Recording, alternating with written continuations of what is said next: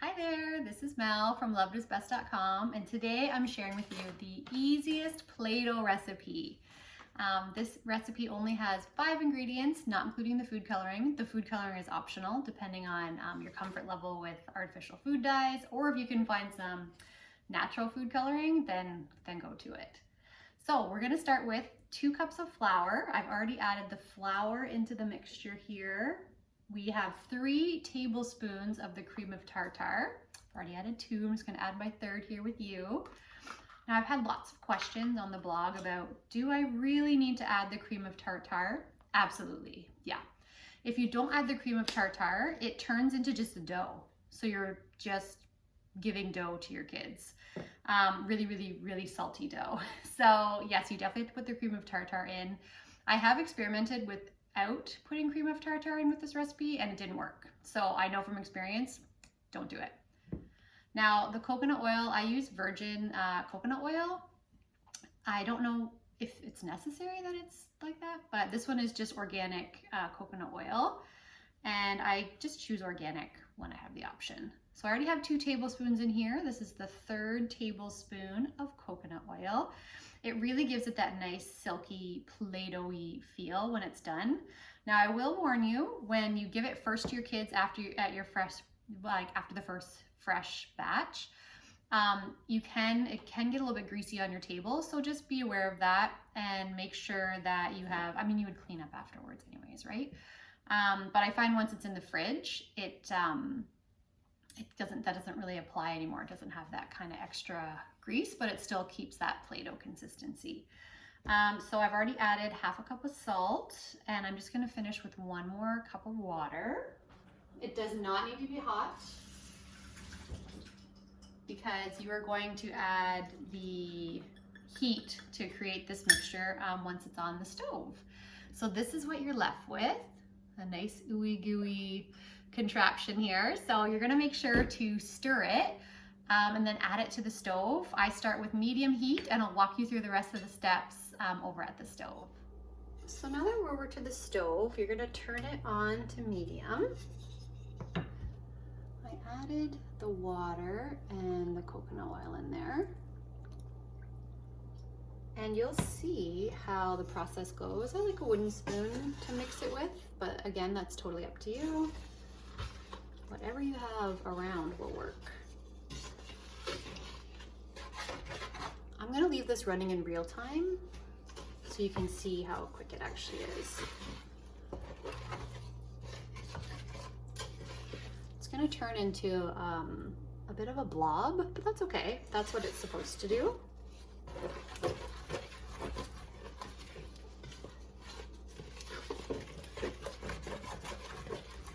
This is the first time that you've ever made homemade Play-Doh, first of all, good job.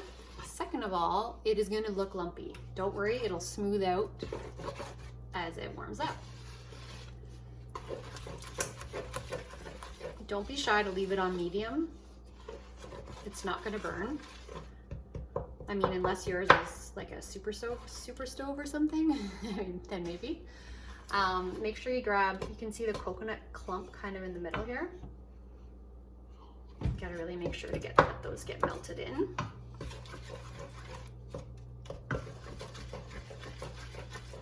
There we go. So it's been about a minute. It's been about a minute and a half. And it's starting to really smooth out a little bit. You can see the consistency is still very goopy, I would describe it as, but that's all right. It'll start to form together here shortly. Now the reason I started making my own Play-Doh is because my mom used to run a daycare when I was a kid. And I remember her always making the Play-Doh on Sunday night and having like a fresh batch ready for us all on Monday morning to play with the daycare kids, and it was really fun, a fun memory.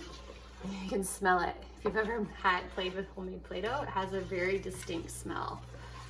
It definitely brings me back to my childhood, and of course I want to continue those fun traditions with my own kids.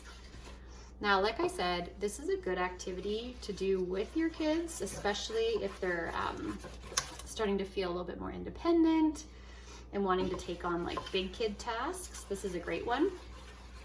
really cool science-wise too for them to see how it turns from the solid into a liquid, and then it kind of gets back into a solid once it heats up.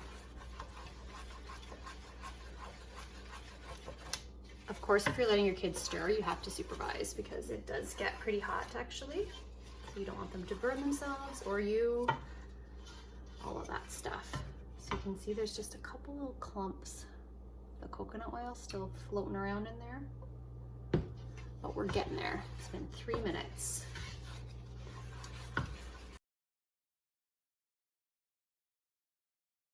So now you'll see when I pull the spoon, let me see if I can get a little bit of a better close-up. When I pull the spoon, it starts to separate. Okay, so see that? That's good. It's starting to stick to the spoon. That is exactly what you want. That means we're getting closer. It's been 5 minutes, so this is really the time. You can see it's starting to clump up there a little bit. So right here, there, you can really see the clumps are coming along now. That is what you want. This minute in particular is kind of the most important one. So if you are working on this with the kids, it does get a little bit, it's a good arm workout. Switching my arms. This might be when you have to take over. I'm gonna grab another spoon. All right, so you can see it's lumpy. That's a-okay. There, see how it looks a little bit like Play-Doh now? It's hard to tell. So then you keep on mixing. It really smells like Play-Doh now. I mean, same with, we have a fun colored rice recipe as well that includes food coloring. All right, so see this goopy mess? This is a crucial point. You gotta keep mixing it. Mix, mix, mix. And like I said in the instructions, the recipe, which you can find below in the I don't know, the box below. You can tell I'm a YouTube newbie, I don't know. In the box below there, I have the printable recipe for you. And I do describe it as one big glob, and this is why. You can see. So we're about 30 seconds away, I would say. Yeah. Because what you're gonna do is turn the heat off now that you have your, like your single clump, glob, whatever you'd like to call it. And see how it's getting a little bit smooth on the bottom there? Can you see that? Yeah. It's still super tacky, but this smoothness is what you want.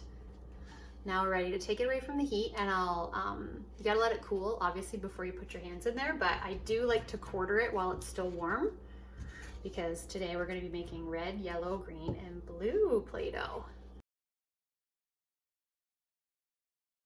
So this is what it looks like. This is a quarter of the recipe, which is linked down below.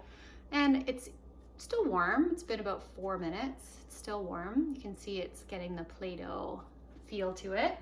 So what I do is I actually just powder the table here. It's hard to see. I'll take another shot of this and add it in.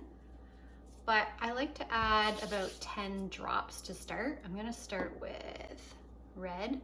Now, full disclosure, your fingers are probably gonna get covered in food coloring and be random colors.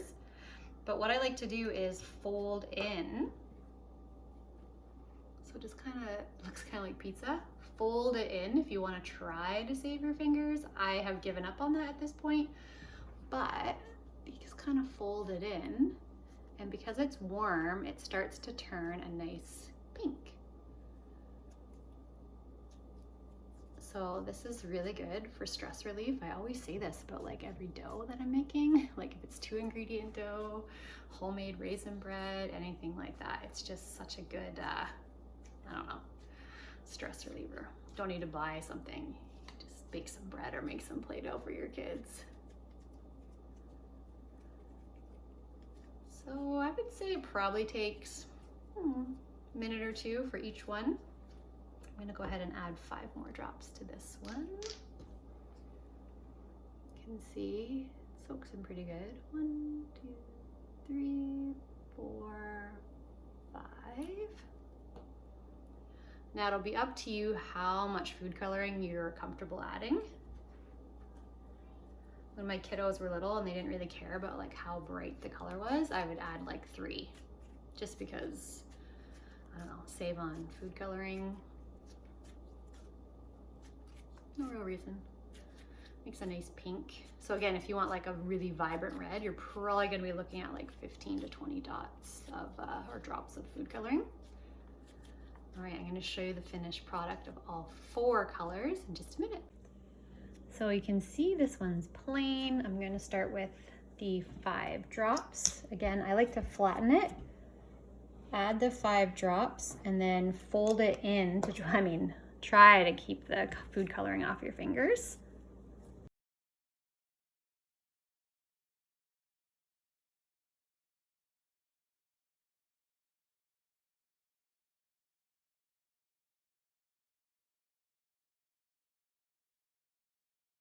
So here's the finished product with the colors, red, green, blue, and yellow. You can see it's got a really nice sheen to it, very Play-Doh-like. And the colors come out really nice without having to do it too crazy on the food coloring. I'll share with you as well how nicely this Play-Doh stores.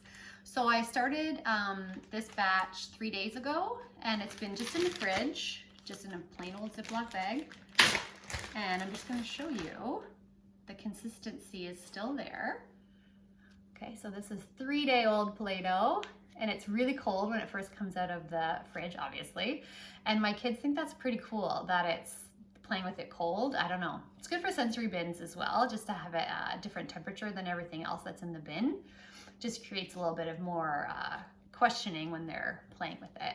So you can see this is 3-day-old Play-Doh, and it still has a great bounce back in spring, and the kids can still play with it, no problem.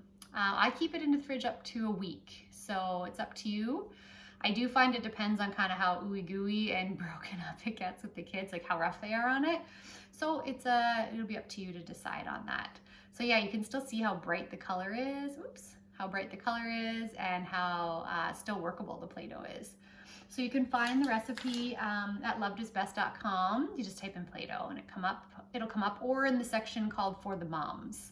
Because like me, I know that sometimes when it's like a rainy day or you really need like a new activity for your kids to kind of change up things that are happening in your routine, this is a really fun activity. All right, thank you so much. Thanks for watching.